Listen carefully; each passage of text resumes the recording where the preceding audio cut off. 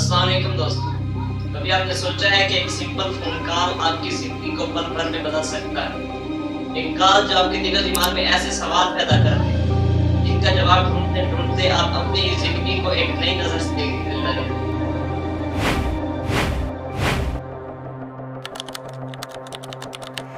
आज मैं आपको एक ऐसी कहानी सुनाने जा रहा हूँ जो शायद आपको सोचने में मजबूर कर दे।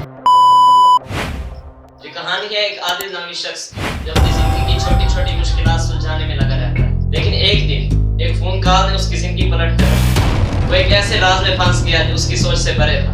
रात के 11 बजे आदिल का फोन बजता है और स्क्रीन पर एक नंबर शो होता है जिसे आदिल पहले नहीं जानता था।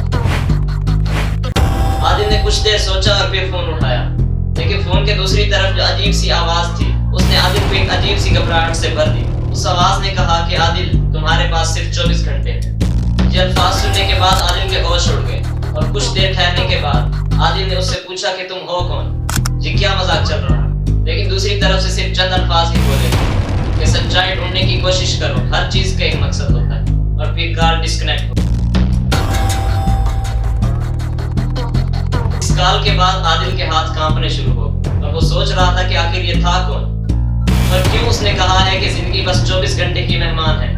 और अजीब बात ये थी कि जब उसने कॉल हिस्ट्री चेक तो नंबर का कोई रिकॉर्ड भी मौजूद नहीं था। आदिल ने सोचा कि शायद ये सिर्फ एक मजाक है, लेकिन उसका दिल इस बात को तसल्ली नहीं दे रहा था। डायरी में आदिल की जिंदगी के बारे में सिर्फ वो बातें लिखी थी जो सिर्फ आदिल ही जानता। उसकी बचपन की गलतियां, उसके दोस्त, उसके राज और उसकी जिंदगी के वो पल जो उसने कभी किसी को नहीं बताए थे। हर सफे पर यही लिखा था कि सच्चाई तुम्हारे सामने है।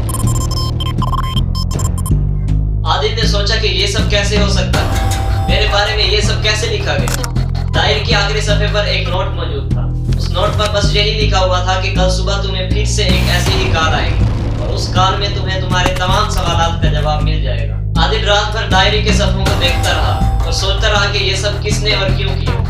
हर पल हर घड़ी उसका इंतजार और ज्यादा मुश्किल होता जा रहा था। सुबह के 8 बजे उसका फोन दोबारा बजा। इस बार भी एक अननोन कॉलर था। ये देखते हुए आदिल ने दोबारा फोन उठाया। फोन के दूसरी तरफ यही आवाज थी कि आदिल, क्या तुमने समझ लिया कि तुम्हारी जिंदगी का असल मकसद क्या है? आदिल ने कहा कि तुम हो कौन और ये सब क्या हो रहा है मेरे साथ? उस आवाज ने कहा कि हर इंसान को एक न एक दिन अपनी जिंदगी का हिसाब जरूर देना होता है। तुम्हारी जिंदगी में जो भी गलतियां हुई हैं तुम उन सब को ठीक कर सकते हो, लेकिन याद रखो कि तुम्हारे पास वक्त बहुत कम है। ये तमाम अल्फाज कहने के बाद कॉल फिर से कट जाती है। आदिल ने सोचा कि शायद ये कॉल उसकी जिंदगी का नया मोड़ हो सकती है। एक तरीका था उसे ये समझाने का कि वक्त किसी का इंतजार नहीं करता। आदिल ने अपनी जिंदगी के उन लोगों को याद किया जिन्होंने उसके दिल में अपनी जगह बनाई हुई थी। आदिल ने अपनी गलतियों का हिसाब करना शुरू किया और हर पल को ऐसे ही दिया जैसे वो उसकी जिंदगी का आखिरी पल हो। लेकिन उसके दिल में ये सवाल अब भी मौजूद था कि ये कॉल की किसने और ये कॉल क्यों की गई। रात ठीक 11 बजे फिर से वही कॉल आती है और फोन से आवाज आती है कि आदिल, तुमने जो सीखना था तुम सीख चुके हो, लेकिन आदिल तुम ये याद रखो कि अगले 24 घंटे किसी और के लिए होंगे। तुम सिर्फ और सिर्फ एक मिसाल थे। और फिर से कॉल कट जाती है। आदिल की जिंदगी उस एक कॉल के बाद हमेशा के लिए बदल जाती है। आदिल ने समझ लिया था कि उसकी जिंदगी एक इम्तिहान है और हर इंसान के पास सिर्फ एक ही मौका होता है अपने रास्ते को ठीक करने का। लेकिन उसके दिल और दिमाग अब भी ये सोच रहे थे कि आखिर ये कॉल क्यों आई और ये कॉल कौन कर रहा था, और क्या ये सिर्फ एक कहानी थी या आदिल की जिंदगी का हिस्सा बनने का एक तरीका। और शायद ये सवाल हम सब के लिए हो सकता है।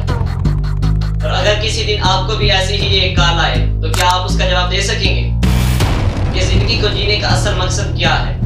आप कहां से आए हैं, कहां रह रहे हैं, क्या कर रहे हैं और आपको कहां जाना है? और शायद ये हर किसी को खुद ही समझना पड़ेगा।